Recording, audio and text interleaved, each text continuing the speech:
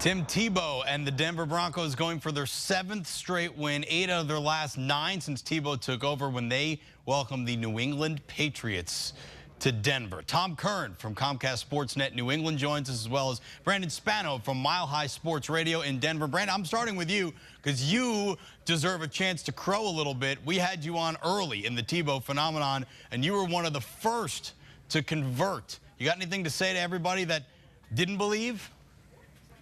Well, this is what I have to say. The guy that you've seen so far is not the guy that you're going to continue to see. The guy you see 2 weeks from now is not the guy you're going to see 4 weeks from now, so on and so forth. He gets better. He's only going to be better. The guy's magical. There's nothing that's really you can use to describe him. He's that special, and he's showing it right now, and there's still a lot left to be determined, but you got to remember, this was a 1-4 team, and now they're a winning team, and they're almost certain to go into the playoffs. Watch out, everybody, because Tim Tebow is going to continue to do this. Tom, what are the Patriots saying about all of this? Nothing. They're keeping the lid on the entire situation right now, Russ. The reason being, they understand they've seen so many different circus atmospheres and played under so many big tops before, whether it was, post-Spygate games or games between Belichick and Parcells or Super Bowls. They understand if you feed into it, it's just going to be that much more difficult throughout the week. So while they respect Tebow, and I guarantee you in their meetings, they're talking about all the things that the Denver Broncos can do defensively, they're not going to buy in and talk about the magic of Tebow. But I will add this. People in New England know exactly what it's like, because this is what happened in New England 10 years ago when a second-year quarterback that nobody took seriously took over a team and took it to a Super Bowl. Oh, so this reminds you of Brady. It's exactly the same thing. You have an overlooked guy who came in, who worked his tail off, who was able to lift all ships with the tide that he brought because of his confidence, his commitment, and his excellence, and made the entire team play better and also buy in. Okay, they didn't have buy-in until Brady got there, and I'm not sure that the Broncos had buy-in to John Fox before they had a guy that they could believe in at quarterback. Brandon, for those reasons and the Brady connection, is this a measuring stick game for not only the Broncos, but Tebow specifically?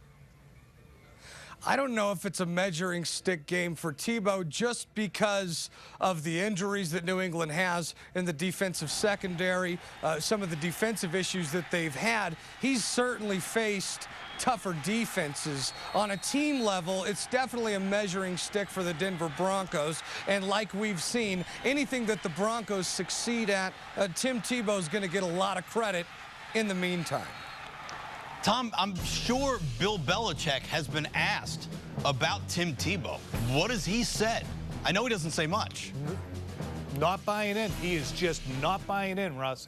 He has respect for him. Urban Meyer and he are terrific friends. He had Tim Tebow out in a very conspicuous situation in Boston in 2010 as a recruit up here, or as a prospect. He brought him out to dinner. Bill Belichick doesn't do that often. He did do that with Tim Tebow, I think, in large part to help Tim Tebow's stock rise among other teams. I think it actually had an impact. But Bill Belichick won't buy into what Tim Tebow and the cult of Tebow that is developing right now, because he doesn't want to get too much into that whole party line and promote it. But I will tell you this. I don't know, as Brandon mentioned, if they have the horses to do it, but I guarantee you they'll come up with something exotic to make Tim Tebow think his way through the game a little bit more than he's had to. Brandon, if it's not necessarily a measuring stick for Tebow, but it is for the Broncos, you think the Broncos are going to be a tough out in the playoffs. What do you see in this team through 4 quarters, besides the magic that we see at the end, that shows that tells you that they can go a long way here? Well, here's the thing. The defense is obviously the big story here that's really not becoming the big story or hasn't been the big story. But Von Miller, Elvis Dumervil, those guys. There's a guy by the name of Wesley Woodyard that everybody should know. He's probably the most underrated player on the team, leads the team in tackles, and he only gets about 75% of the reps. You're going to see a lot of him. It's the guys like that, Brian Dawkins' leadership. Those are the guys that really take this team to the next level. But when you're talking Tim Tebow, he gets better every week. And if you look last week, 6 drops, 7 drops. It's just, you know, one of those was a touchdown pass. That changes the game completely. So for everybody who said, well, what about Marion Barber fumbling? What about Marion Barber running out of bounds? What about Prater kicking a 59-yarder? Guess what? None of that matters if those passes are caught. You have to realize that the pass is almost like a surprise play in this offense. I talk about it a lot on my radio show, to where really the run sets up everything, which is different than most teams in this era. And they run so heavily that when they finally get that 9 in the box and they get everybody blitzing, that's when they pull out the pass play. That's when you see people open. That's when you see the big scores. That's why you'll see Tebow complete 8 passes and 2 of them are touchdowns and the rest of them are 20 yards or more, or just as an example, because they exploit the defense occasionally.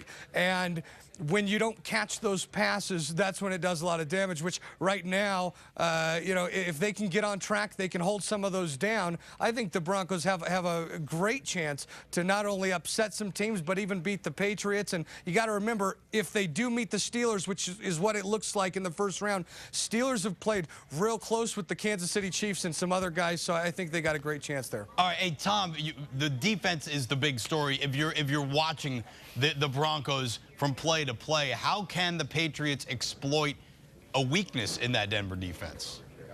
Well, where is the weakness? I think that's what they have to answer. And Bill Belichick, you know, was trying to make the point, and it's a very good point. When you have 2 bookends coming off the edge, like Doomerville and like Von Miller, you have to get the ball out quickly. Brady's excellent at all those things. The detriment of the Patriots is they're not a well-designed offense. Okay, they have a slot receiver and they have a tight end. And then they have an H-back. Other than that, they don't have a running game that they've committed to. They don't have a second receiver. They don't have a third receiver. Okay, what they have is Brady and 2 top-of-the-line guys at slot receiver and tight end. So who can they exploit? The point is, it's however well Tom Brady's able to marshal this team, this offense forward.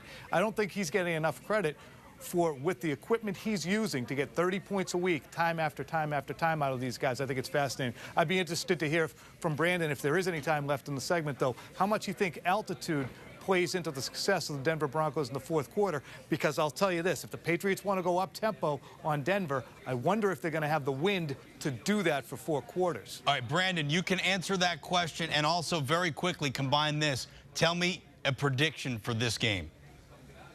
Well, first of all, I think the altitude can play a factor. I've really lobbied for the team to go with a fast pace like they normally do in the 4th quarter to start the game. It's just not John Fox's style. So I don't know if it plays as much of a factor in the first half. Now, what I do know is that the Patriots have gave up a ton of points in the 4th quarter, and it doesn't help that they're a mile above sea level, and it doesn't help that this team is very conditioned.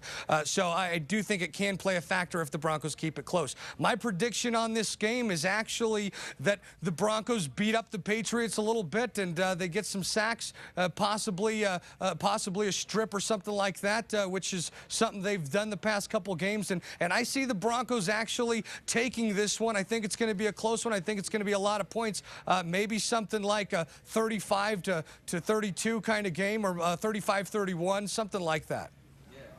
I'm seeing it differently. I'm seeing a team in the 30s, but it's the Patriots, and I'm seeing a team in the teens, and it's the Denver Broncos. I think if New England can get the jump on Denver, make them a little bit one-dimensional, I think they'll succeed. The problem you face if you're the Broncos is the Patriots are pretty tough against the run normally. So I think the Patriots crash Tebow mania back to earth a little. Tom Curran from Comcast Sportsnet New England, Brandon Spano from Mile High Sports Radio. Gentlemen, thank you both very much. Up next,